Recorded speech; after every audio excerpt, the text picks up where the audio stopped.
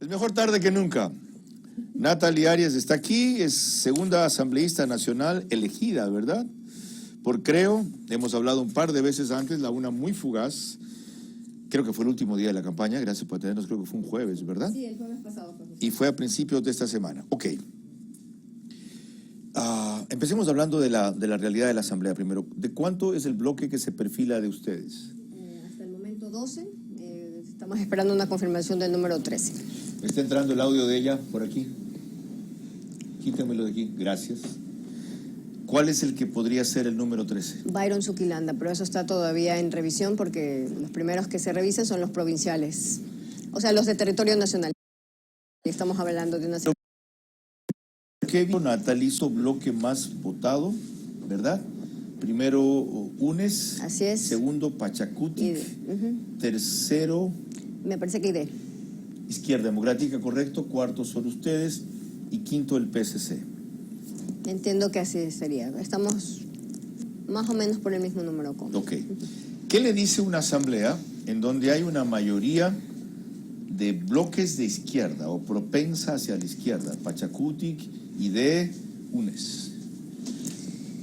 Verá, Carlos, lo primero que hay que ver con respecto a la Asamblea es que en este instante pues ninguna de las fuerzas políticas tiene el suficiente número de miembros como para, voy a decirlo de esta forma, doblarle el brazo al resto. Por lo tanto, eso es positivo en la medida en la que para nosotros es prioritario ganar nuevamente esa confianza ciudadana y además también la credibilidad que la Asamblea perdió significativamente por muy malos representantes de organizaciones políticas que en este momento han sido en buena medida castigadas por los votantes el 7 de febrero. Entonces, siendo las prioridades en este momento la reactivación económica y además, por supuesto, también los temas de salud, porque estamos en un Ecuador que todavía atraviesa una situación grave de pandemia, entonces, en torno a esos dos temas tenemos que sentarnos a trabajar en estos asuntos. Y yo creo realmente que los ecuatorianos están demandando en este instante que todos los que tienen representación frente a la Asamblea Nacional pues estén a la altura del momento político que vive el país.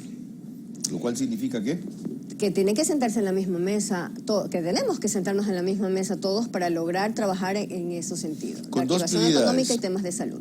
Yo diría que a la inversa, es decir, si no se resuelve el tema de salud, sin duda no alguna, puede haber reactivación económica. Sin duda alguna. Por eso, de hecho, pues lo mencionamos en estos días. De nuestra parte, pues está el doctor Alfredo Borrero para lograr liderar este tema, este plan de vacunación con el que nos hemos comprometido. Ahora, ustedes tienen todos que sentarse. Claro. ¿Se sentarían con el correísmo también para hablar de estos dos temas? No podemos desconocer nosotros en este momento que son una bancada que tiene casi 50 miembros. Por lo tanto, ignorarlos pues no sería ni siquiera razonable. Qué interesante. Y qué interesante que lo diga usted, que viene de la asesoría parlamentaria, ¿verdad? Creo que detrás del Pleno sucede mucho más en la Asamblea. De hecho, como asesora, pues justamente siempre recomendaba a los ciudadanos pues que si querían ver quién era quién, realmente no se fijaran en el Pleno, sino en lo que acontecía en las comisiones legislativas. Porque ahí es donde se trabaja realmente las leyes. Ya. De paso, yo estoy controlando aquí en mi iPad la toma abierta cuando puedan y estemos los dos en plano medio, si le quitan un poquito de techo. Es decir, ¿usted cree que podría lograrse un acuerdo mínimo aún con esa bancada, que es el otro extremo, en ciertos temas básicos de salud y reactivación económica? A ver, en la reactivación económica probablemente haya mucho más tela que cortar, pero en los temas de salud, indudablemente. O sea, es que necesitamos, en realidad, que eso se priorice. Para eso se necesita la declaración de una emergencia sanitaria, lograr realmente la asignación de los recursos para el plan de vacunación, porque demanda realmente recursos, y además también que se involucre dentro de este punto al resto de organizaciones que pueden ayudarnos, el resto de los sectores que pueden ayudarnos en ese tema. Estoy hablando específicamente, por ejemplo, de las universidades, a través de sus facultades dedicadas a los temas de salud. Natalie, como usted sabe, esto es negociación política, en buenos términos comprensible. De las cosas que pueden decirle, bien, somos la máxima fuerza, apóyennos a Pierina Correa para que sea presidenta de la Asamblea. Es aún temprano para hablar de la designación de autoridades. Entonces, nosotros estamos hablando en este instante en particular, en el que nos encontramos próximos ya a tener pues de parte del Consejo Nacional Electoral la declaración de resultados oficiales y con eso pasar a la segunda vuelta, liderado pues nuestro proyecto político por Guillermo Lasso. Entonces, de acuerdo a eso, pues enfrentaremos una segunda vuelta. Esperamos realmente contar con el apoyo de los ciudadanos para lograr sepultar finalmente al correísmo, porque esa es la figura que hemos soportado por los últimos 14 años, con todo lo que ha representado en despilfarro, en corrupción, en mala administración. Entonces, de cara a estos temas, sí, por supuesto, una vez que se asuma la presidencia, pues que nosotros obviamente esperamos que sea Guillermo Lasso, y para eso pues se necesita realizar un ejercicio importante de diálogo en estos 2 meses antes de la elección, y de ahí pues partir con pie derecho de cara pues al nuevo gobierno, al gobierno del cambio, con eso pues trabajar en ese sentido. Vamos a eso, porque es la coyuntura. Ese diálogo tiene que ser hoy, Natalie. Así es. En estos 2 meses, olvídese, porque ustedes tienen un problema si finalmente quedan segundos. Que por obra y gracia de la señora Tamaín, ¿ya? Más que de Pachacuti, con lo que está haciendo ahora, la legitimidad de ese triunfo está en duda.